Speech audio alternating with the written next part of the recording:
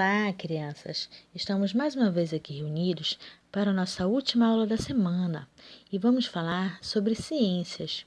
Lá no nosso livro, na página 28, no capítulo 1, vamos ver os animais vertebrados.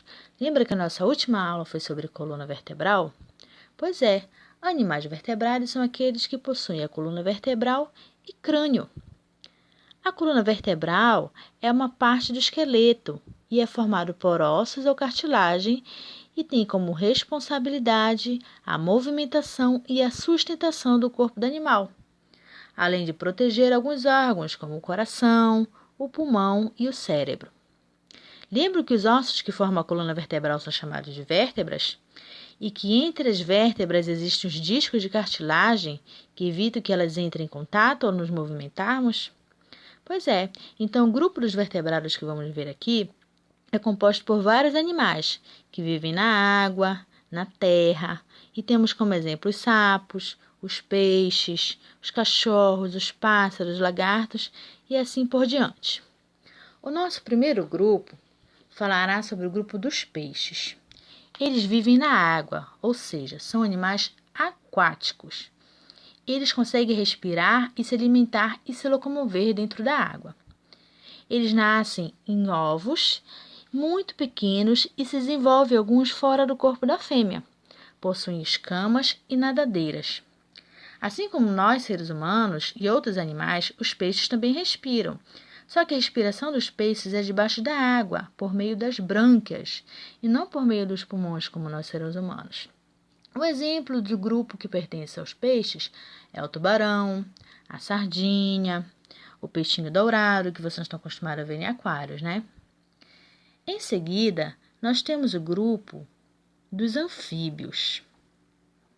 Crianças, os anfíbios são aqueles animais que têm como característica o fato de viverem uma fase da vida deles na água, logo quando eles nascem, e uma fase da vida em terra firme, quando eles vão se desenvolvendo, vão sofrendo uma metamorfose, passando por transformações no corpo deles, ok? Nessa fase que eles são girinos, eles têm cauda e têm nadadeiras. Só que eles sofrem essa metamorfose, passam a ter patas, perdem a cauda, começam a respirar através dos pulmões e da pele e passam a viver em ambientes terrestres, onde haja alta umidade.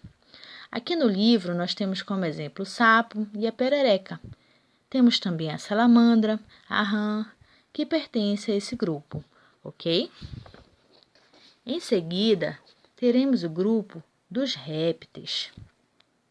Como vocês podem observar, os répteis, a maioria deles tem o corpo coberto por escamas, como o lagarto e algumas serpentes. Mas outros também têm carapaça, como as tartarugas e os jabutis. E tem também aqueles que têm as placas córneas, como os jacarés e os crocodilos, que são as carapaças duras. E nós temos como exemplo aqui o jacaré. E além dele nós temos quem? Que eu já falei, a tartaruga, não é verdade? As serpentes, que pertencem ao grupo dos répteis. Em seguida, criança, você tem o grupo das aves, que está abrindo aqui.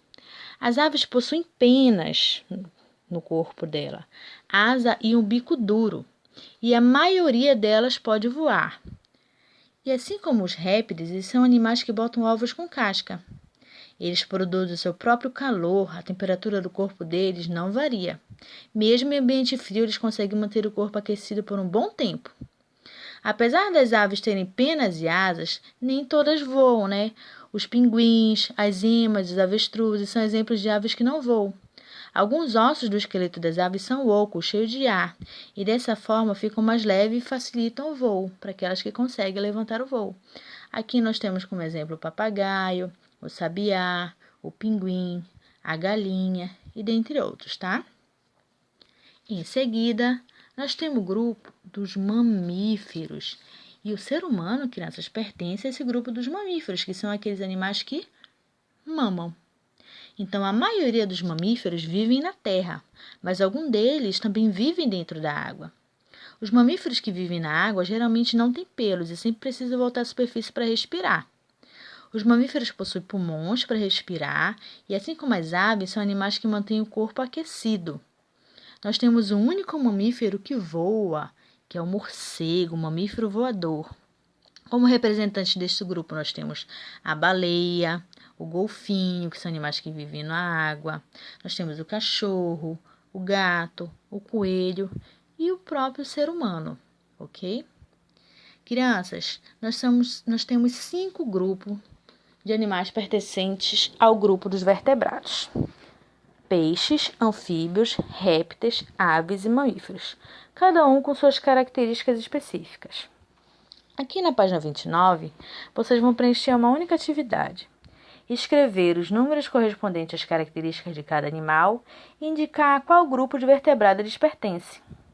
Quais são os animais que têm pelos, penas e escamas, asas, pele nua, carapaça e nadadeira? Vocês vão ver as características do corpo e vão dizer a que grupo eles pertencem. Por exemplo, soldadinho do Araripe. Qual é a característica do corpo dele? O corpo dele é coberto de quê? De pelo, de carapaça, de pena. Vocês vão falar, tá? De escamas. E vão dizer a que grupo pertence. Assim como no peixe, na perereca, no guati e no jabuti. Ok?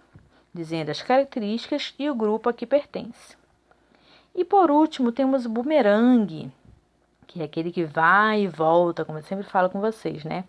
Vocês vão observar novamente a imagem de abertura da unidade, vão voltar lá na página e vai ver que lá tem um peixe diferente, que é a raia-manta. Você vai me dizer onde a gente encontra, vai marcar ela lá na cena, né? Vai saber qual é, vai dizer qual é ela e vai dizer se tem outros animais vertebrados também lá. E vai tentar descobrir quais são.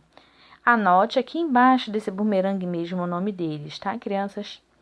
Obrigada. Fiquem em casa, fiquem tranquilos, estudando. E até o nosso próximo encontro. Beijos.